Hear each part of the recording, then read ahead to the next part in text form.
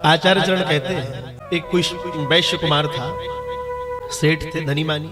जीवन में कभी भगवान का नाम नहीं लिया, कभी कथा नहीं सुनी, कभी सत्संग में नहीं गए, कभी भगवान का दर्शन नहीं किया। लगभग आयु हो गई होगी कोई 60-65 वर्ष की। तो सब्जी का थैला लटकाए हुए बाजार से चले आ रहे। आयु बहुत बीत गई, सब्जी का थैला लेकर चले आ रहे। मार्ग में विचार कर रहे हैं, बोले वजन बहुत ज्यादा है, क्या करें, घर तक तो इसको पहुंचाना है। मन में विचार किया, मेरा शरीर पहले के जैसा रहा नहीं। धीरे धीरे धीरे धीरे शरीर वृद्धावस्था को प्राप्त होता जा रहा है, मेरी देह अब ऐसी नहीं रही। तो मार्ग में विचार करते हैं, बोले कोई मिल जाए जिसको ये सब्जी के बोझे का दे दे, ये घर तक छोड़ दे। एक कोई जा रहा था, उससे तुरंत रोककर पूछा, भैया हमारा ये थैला घर तक छोड़ दोगे? कहा, सेठ जी छोड़ तो देंगे पर हमारी एक शर्त है। सेठ जी ने कहा, बोले अभी थैला उठाया नहीं, शर्त पहले ही लगा दी उसने। मन में विचार किया, ना जाने क्या बड़ी विचित्र शर्त लगा रहा होगा। सेठ ने कहा, कोई बात नहीं, शर्त तुमने लगा दी, शरीर मेरा इतना साथ दे नहीं रहा है, कोई बात नहीं, ये बताइए आपकी क्या शर्त है। अगर शर्त मानने योग्य होगी तो मैं तुम्हारी शर्त को मानूंगा, नहीं तो जैसे ले जा रहा हूं वैसे ले जाऊंगा। वो मजदूर कहता है, बोले सेठ जी ये सब्जी का बोझा उठाकर मैं ले तो जाऊंगा, पर मेरी शर्त है। कहा, क्या शर्त है? बोले या तो मार्ग में चलते चलते तुम मुझे भगवान की कथा सुनाओ, नहीं तो फिर मैं सुनाऊं। बोले सेठ जी ने जैसे ही सुना तो आश्चर्यचकित हो गए। बोले ये कह रहा है कथा, हम तो कभी मंदिर नहीं गए आज तक, कथा तो बहुत दूर की बात है। पर सेठ जी मुस्कुराने लगे, मुस्कुराकर कहते, कोई बात नहीं, तूने बातों दोनों कही है, या तो तुम सुनाओ या हम सुनाएं। तो सेठ जी ने कहा, हम तो कभी जीवन में मंदिर नहीं गए, पर ये बात बढ़िया है, तुम ही कथा सुनाओ, तुम ही कथा सुनो और तुम ही ये बोझा उठाओ। तो मजदूर ने जैसे ही बोझा उठाया, कंधे पर रख लिया बंधु, और कंधे पर रखकर भगवान के गुणानुवाद गाते गाते गाते गाते उस सेठ के यहाँ चला जा रहा। वो सेठ भी पीछे पीछे चल रहा। जैसे ही चला जा रहा, सेठ मुस्कुरा रहा। बोले बताओ, मैंने इसके जैसा जीव नहीं देखा, ये बोझे को ढोकर ले जा रहा है। जैसे ही घर पहुंचा, बोझा उतारा, सेठ प्रसन्न हुआ। सेठ ने जेब से कुछ पारिश्रमिक निकाला और उसको दिया। उन्होंने कहा, लीजिए आपका पारिश्रमिक। और जैसे ही पारिश्रमिक लिया, वो मजदूर तो प्रणाम करके आगे की ओर चल पड़ा। वो मजदूर जैसे ही आगे की ओर चल पड़ा, पर कालांतर में धीरे धीरे धीरे धीरे जब इस सेठ का समय निकलता गया, निकलता गया, निकलता गया, और जैसे ही प्राणांत हो गया, तो प्राणांत होने के बाद जैसे ही धर्मराज की सभा में पहुंचे, तो धर्मराज ने जैसे ही इसको देखा, तो धर्मराज ने कहा, बोले तेरे जन्म से लेकर मृत्यु तक मैं देख रहा हूं, तूने जीवन में कोई पुण्य नहीं किया, तूने अपने जीवन में कोई पुण्य नहीं किया। अब वो मुंह लटका के हाथ जोड़कर धर्मराज की सभा में खड़ा, बोले क्या बताएं, जीवन में एक भी पुण्य कर्म नहीं किया। हाथ जोड़कर कहता है धर्मराज से, कोई तो पुण्य होगा।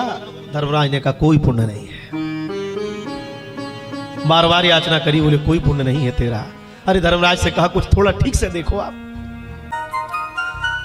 जैसे ये बात कही बंधु, तो धर्मराज ने कहा, बोले वैश्य कुमार, तेरे जन्म से लेकर मृत्यु तक की गति को मैं देख रहा हूं, तूने जीवन में कोई पुण्य नहीं किया, पर तेरे जीवन का एक पुण्य है, तेरे जीवन का एक पुण्य है। जैसे ही धर्मराज ने कहा कि तेरे जीवन का एक पुण्य है, तो तुरंत एकदम नेत्र खोलकर धर्मराज की तरफ देखता है। बोले हाँ महाराज, बताइए क्या पुण्य है।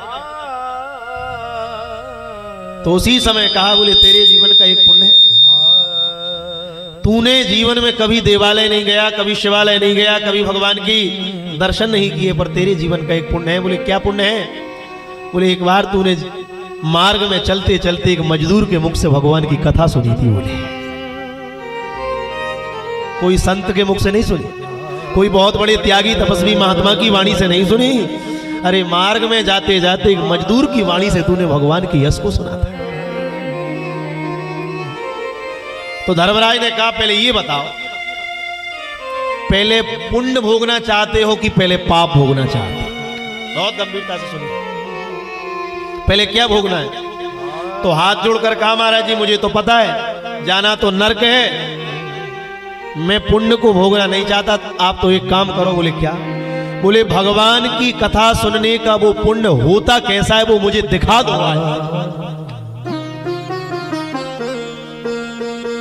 मुझे भोगना नहीं, मुझे दिखा दो।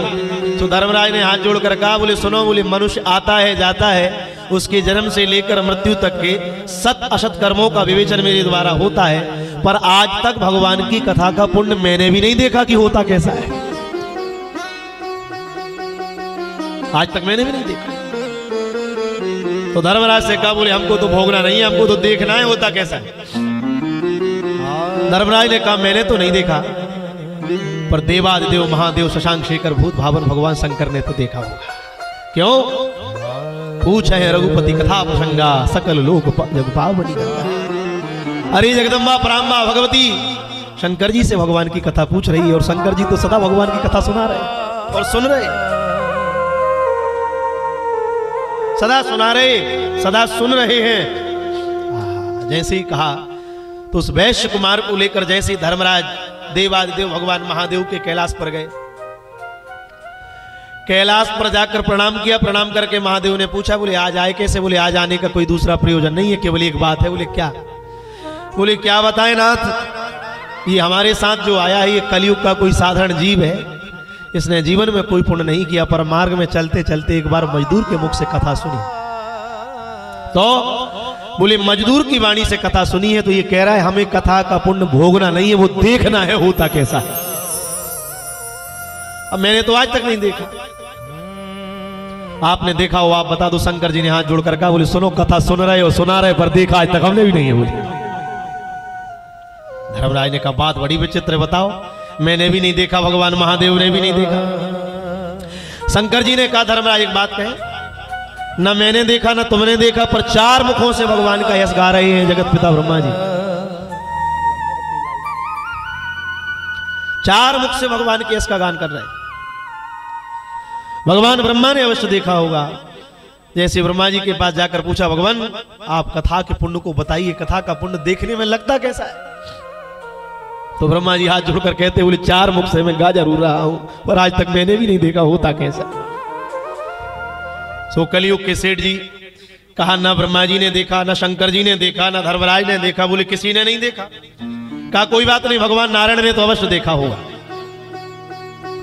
तो जैसे ही भगवान नारायण के द्वार पर गए, बैकुंठ में गए, आहा क्या बैकुंठ की शोभा हो रही है, मणियां लटक रही है, नाना प्रकार के आभूषण बंधन बार बंधे हुए हैं। और जैसे ही बैकुंठ में प्रवेश किए, उसी समय आहा असंख्य करुणा के धाम भगवान श्रीमन नारायण उच्च सिंहासन पर विराजमान। जैसे ही सिंहासन पर भगवान बैठे तो शंकर जी ने जाकर प्रणाम किया, ब्रह्मा जी ने प्रणाम किया, धर्मराज ने प्रणाम किया, और प्रणाम करके कहा भगवान इस जीव ने केवल मार्ग में चलते चलते भगवान की कथा सुनी है, ये कह रहा है मुझे कथा का पुण्य भोगना नहीं है, मुझे तो कथा का पुण्य देखना है कि वो होता कैसा है। आप बता दो, हमने तो आज तक नहीं देखा। तो भगवान नारायण हंसकर उससे कहते हैं, कहा भक्त जीव के सत असत कर्मों का निर्णय करने वाले धर्मराज और इस सारी सृष्टि का संहार और श्रृंगार करने वाले देवादिदेव महादेव भगवान शंकर और सारी सृष्टि की रचना करने वाले जगत पिता भगवान ब्रह्मा तुझे लेकर बैकुंठ में मेरे सामने खड़े होकर मेरा दर्शन कर रहे हो, यही मेरी उस कथा का पुण्य है जो तू देख रहा है। जैसे ही भगवान ने कहा तो धर्मराज ने उसकी तरफ देखा, बोले देख लिया हो तो चले अब लौट के। तो उसने मन में सोचा पता नहीं अब जीवन में कभी बैकुंठ आए नहीं आए। शंकर जी की तरफ देखा, शंकर जी से कहा एक बात और कर ले भगवान से थोड़ी। अब शंकर जी तो हमारे ऐसे हैं कि जल के चढ़ाए से जमलोक से उबार ले और चावल के चढ़ाए से बख्श दे 14 लोग। भोले बाबा के जैसा दयालु कोई नहीं है संसार में। भोले बाबा से जैसे ही कहा, बोले आप अगर कहो तो 2 बातें और कर लें भगवान से। भगवान भोलेनाथ ने कहा कोई बात नहीं कर लो। तो भक्त ने भगवान से कहा, प्रभु एक बात बताओ, आपकी कथा का पुण्य तो ये है कि शंकर जी, ब्रह्मा जी और धर्मराज के साथ में आपके वैकुंठ में खड़ा होकर आपका दर्शन कर रहा हूं। भगवान ने कहा, बात बिल्कुल ठीक, ये कथा का पुण्य है जो इन तीनों के साथ वैकुंठ में खड़ा होकर मैं आपका दर्शन कर रहा हूं। पर प्रभु मुझे एक बात और बता दो। भगवान ने कहा, पूछो। बोले, इन तीनों के साथ वैकुंठ में खड़ा होकर आपका दर्शन कर रहा हूं, ये कथा का पुण्य है, पर ये बताओ आपके दर्शन का पुण्य क्या है। तो जैसे ही कहा दर्शन का पुण्य क्या है, सोई धर्मराज देखने लगे, अरे बोले फंसा दिया इसने। कहा आपके दर्शन का पुण्य क्या है, तो भगवान मुस्कुराकर कहते, मेरी कथा का पुण्य है तो इन तीनों के साथ खड़ा होकर वैकुंठ में मेरा दर्शन कर रहा है। और तूने पूछा मेरे दर्शन का पुण्य क्या है, तो सुन ले भक्त, ये मेरे दर्शन का पुण्य है जो एक बार वैकुंठ में आ जाता है फिर लौट कर जाता नहीं है। जैसे ही भगवान ने कहा जो एक बार वैकुंठ में आ जाता है फिर लौट कर जाता नहीं है, उसी समय धर्मराज की तरफ देखकर कहता है, बोले क्या करें, चलना है कि नहीं। उन्होंने कहा, भैया आज मैंने देख लिया, तब तो जीवनम तब कथामृतम, भगवान की कथा की ये महिमा है।